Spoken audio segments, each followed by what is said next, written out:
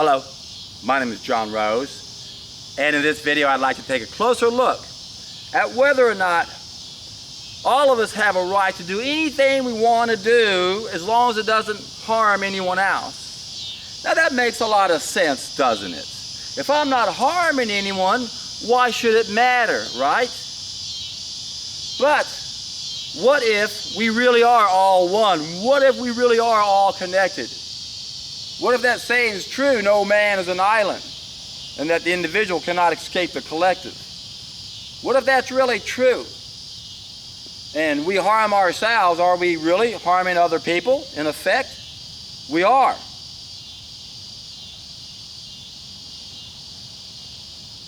Think of it this way. Does a pregnant woman have a right to smoke and drink? How about, does a pregnant woman have a right to eat junk food, processed foods? We saw the research from Dr. Weston Price in the 1930s, where he proved that in one generation, when the white man came along to these primitive places and brought the white flour, the white sugar, the white rice, the processed foods, within one generation, he saw what he called prenatal nutritional injury. These poor little babies' brains didn't develop properly. You could see it in their facial structure. As a dentist, he noticed their palates weren't formed properly. And obviously the whole head wasn't formed properly. The brain wasn't developed properly. And what Dr. Price noticed when he came back to the States is that he saw the same malformed palate amongst most of the juvenile delinquents and most of the people in the prisons, meaning that the brains didn't develop properly. Take a look at the research that Barbara Reed Stitt did in her career as a probation officer. In 20 years, she went through 5,000 offenders, kept track of what they ate, and found the ones that ate horribly, ate a lot of sugar, committed more crimes. They recommitted the crimes. Where the ones who ate healthfully didn't go back and commit those same crimes. This is some of the negative things that happen when we eat something as bad as sugar. Sugar is not just not a positive, it's a negative. It robs our body of B vitamins. This is why people have behavioral problems when they consume a lot of sugar. In order to process it, the body's got to use up B vitamins in the process. So it's a negative food. It affects our behavior. So we have laws that restrict people with drinking and smoking marijuana, doing certain drugs, right? So if we have laws for those, how about laws for food? Boy, that's a sensitive subject, isn't it? We've seen what happened with prohibition before. We know that doesn't work.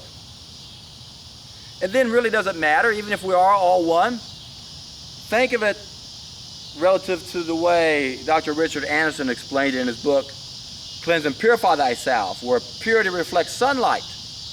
Where he said, imagine you got this big old glass container of water, pure water, clean water, and you put a drop of dye in it, and you observe the contrast. And you put different color dyes in, you keep looking at the different color contrast. And after a while, two things are going to happen. Number one is you don't notice any difference in contrast. You put another drop in and you can't tell one difference. And the other thing we notice is now it no longer reflects the light. So purity is needed to reflect the light and to be able to tell the difference when we're eating bad food. And from that standpoint, society is a lot like that beaker of water where we're so dirty as a species, we're so sick as a species. Does it really matter if we got one more person that's disconnected with low biophoton levels and dumping sugar and all the things they eat and they don't know how to behave?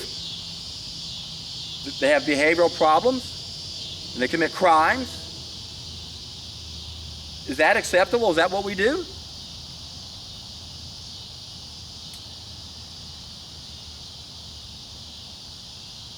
Does it really matter? Think about it. That's an interesting question. Of course it matters, but in a way it really doesn't, right? Who cares? 98% of you guys are just like that bucket of water, beaker of water. You're all filthy.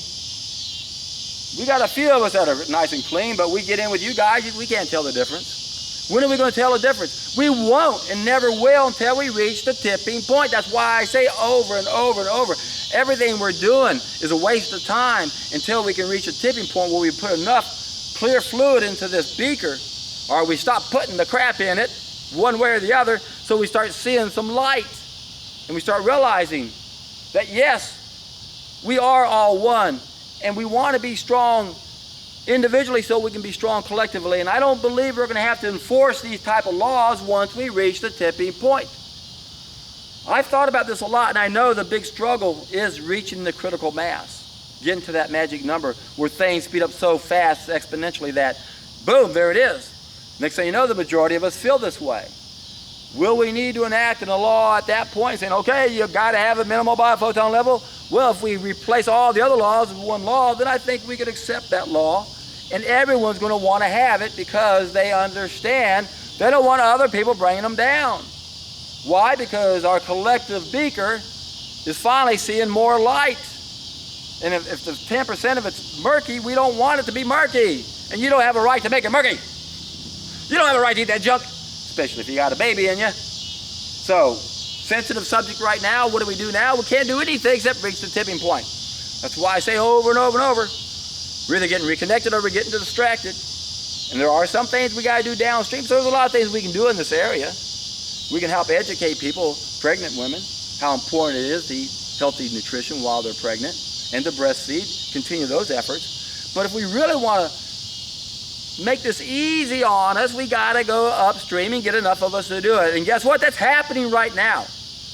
I see the potential of my channel. I see what you guys are doing. I've said this so many times myself, if the world could just witness the conversations I have, we would wake up, and that's what my channel is doing, because that's what you guys are doing. Thank you. Read the comment sections, not just on this video. Go to other videos and read all the comments and look through where people are sharing what's happening to them. Every day I'm getting more and more testimonies of people saying, oh, hey, by the way, I'm on this day already, day 28. You know, one of the things that I remember so much when I go back and look on my journal, and boy, it's so important to write things down, because I can go back on my, and any time I've done this, and look at exactly what I had done. And I'll never forget when I finally decided to go the distance the first time, when I said, God, it doesn't make sense to stop when you're having things come out of you. So it ended up taking me 90 days, 3 months to get rid of that 20-pound cesspool. But the one thing I kept noticing all throughout, all the way to the very end, was that my skin just kept getting softer and softer and softer. And I kept putting exclamation marks and stars on day 62 and 5 and 78. I was like, oh my God, how can it keep getting softer? I don't believe it, I don't believe it, I don't believe it. I'm telling you, my friends, if we could look at our inside fluids, it's ugly looking, man. We got to change our oil. If we could just compare our fluids to oil in a car, and you can see how bad some oil could be, well, that's just how bad we are. So when you do a long, extended, properly conducted, solid food vacation, sometimes you're only getting out what you think is just a little bit of water, but if you actually captured it like I did, because I wanted to document everything, take a good look at it, you're thinking, hey, those are some bodily fluids I'm glad I got rid of. And when you pour it into the toilet, it just dissolves. You think, oh, I didn't get rid of anything. I'm telling you, my friends, you need to do this and go the distance, because it takes a long time to reverse decades and decades of living. So do the best you can and realize that this is something you're going to have to do periodically. Once a year, twice a year, you want to go back and do this. Give yourself a solid food vacation. And ideally go as long as you can the distance the first time, because the longer you go the first time, the better and easier it will be for most of us to adopt a raw vegan diet. But you know, but nothing's etched in stone. For some people, you might want to stop on day 32 or whatever, or day 26, because you're ready to eat. You've got the right gusto to eat the right foods, and that's the hardest part of this journey. The juice fast is easy, it's fun. That's why it's the first step. It's easy, it's fun. You're not hungry, energy level skyrockets. You see results 10 times faster. The hard part is when you start eating. That's why the juices are so easy, because you're not eating. You see, that's the trick. As long as you're eating, if you try to eat a raw vegan diet, the struggle most of us have is we're still eating, we're trying to eat better, but as long as we're eating, we're going to be tempted to eat the wrong thing. But when you do a solid food vacation, you're taking a vacation from it. You're not eating that solid food. Now you got a reason not to eat anything. And now it's easy. And you see the results so fast. Keep a list of all the great things that happened to you.